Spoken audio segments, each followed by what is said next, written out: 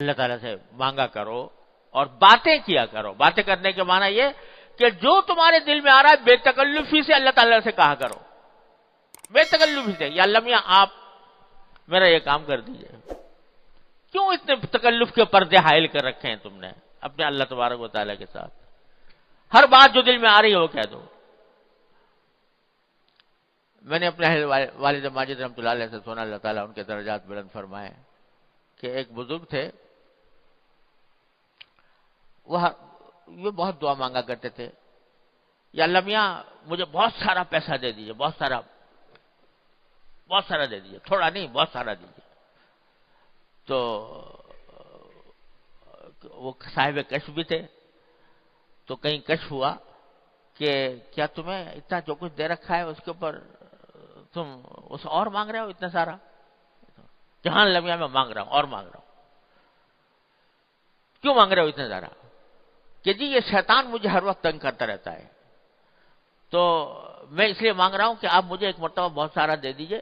اب آئندہ اگر یہ مجھے آ کے پریشان کرے گا، یہ رکھا ہے دیکھ، یہ رکھا ہوا ہے تو اللہ میں نے دے رکھا ہے، تو اس لیے مانگ رہا ہوں کہ شیطان اگر آ کے مجھے پریشان کرے گا اور کہے گا تو کھائے گا کہاں سے، تیری اولاد کیا کرے گی، تو بچے کیا کریں گے، اس فکر میں مجھے مبتلا کرے گا. جتنی دیر میں اس کے اس فکر میں مبتلا ہوں گا، جتنی دیر 1000 مرتبہ ذکر کروں گا آپ کا. تو اس واسطے میں اس لیے مانگ رہا ہوں کہ مجھے جب اگر ایک مرتبہ آپ نے دے دیا تو جب کبھی آ کے وہ کہے گا کہ کہاں سے کھائے گا، وہ یہ رکھا ہے دیکھ لمبیاں کا دیا ہوا، اس سے کھاؤں گا، میرے بچے اس سے کھائیں گے. تو فرمایا کہ اس طرح اللہ تبارک و تعالی سے بے تکلفی سے مانگا کرو، اور جتنا بے تکلفی سے مانگو گے، بدتمیزی سے نہیں بھائی، ہاں بدتمیزی سے نہیں، بے تکلفی سے، کہ اللہ تبارک و تعالیٰ میرے خالق ہیں، میرے مالک ہیں، میرے رازق ہیں، میرے مولا ہیں، میرے سب کچھ ہیں، کیوں نہ مانگوں ان سے؟ جو میری حاجات ہیں میں ان سے کیوں نہ مانگوں؟ تو بے تکلفی سے مانگو، بدتمیزی نہ ہو، تو یہ کیا ہوگا؟ اللہ تعالیٰ کو بھی یہ ادائیں پسند آ جاتی ہیں، بے تکلفی کی ادائیں ہیں، اور اس کے نتیجے میں اللہ تبارک و تعالیٰ کے ساتھ تعلق اور مضبوط ہوتا ہے، اللہ تبارک و تعالیٰ کے ساتھ تعلق. کہ جب یہ کہتا ہے اللہ تعالیٰ دیکھتے ہیں میرا بندہ مجھ سے اس طرح مچل کے مانگ رہا ہے، ایسے مچل کر مانگ رہا ہے جیسے چھوٹا سا نادان بچہ اپنے باپ سے، ماں سے مچل کر مانگتا ہے، اس طرح مجھ سے مانگتا ہے. تو پھر اللہ تبارک و تعالیٰ تو ماں باپ سے کہیں زیادہ شفیق، کہیں زیادہ مہربان، لہذا وہ اس کی اس اداؤں کو بھی پسند فرماتے ہیں، اور اس اداؤں کے اوپر بھی مزید نوازش ہوتی ہے. لہذا اللہ تبارک و تعالیٰ سے رابطہ، اصل چیز یہ ہے، اللہ تبارک و تعالیٰ اپنے فضل و کرم سے یہ عطا فرما دے کہ اللہ تعالیٰ سے مانگو، اور بے تکلفی سے مانگو، مچل کر مانگو، اور اللہ تعالیٰ سے اس کے ذریعے اپنی جو تعلق ہے اس تعلق کو مضبوط کرو. ہمارے حضرت والا قدس اللہ تعالیٰ سے فرمایا کرتے تھے، پہلے بھی عرض کیا کہ سارے قرآن کا خلاصہ وہ فرماتے ہیں سورہ فاتحہ، اور سورہ فاتحہ کا خلاصہ ایاک نعبد و ایاک نستعین.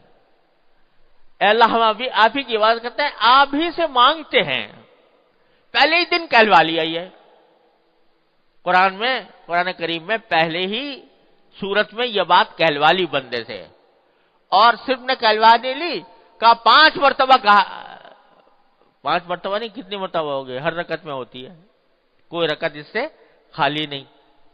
تو کتنی رکعتیں روزانہ ہوتی ہیں؟ اتنی مرتبہ کہلوا رہے ہیں لمحے. کیوں کہلوا رہے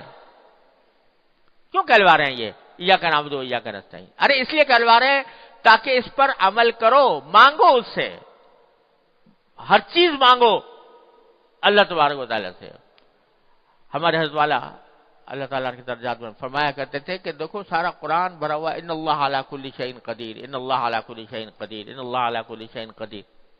اللہ تعالیٰ ہر چیز پر قادر ہے. یہ جملہ بار بار دہرایا گیا ہے قرآن کریم میں.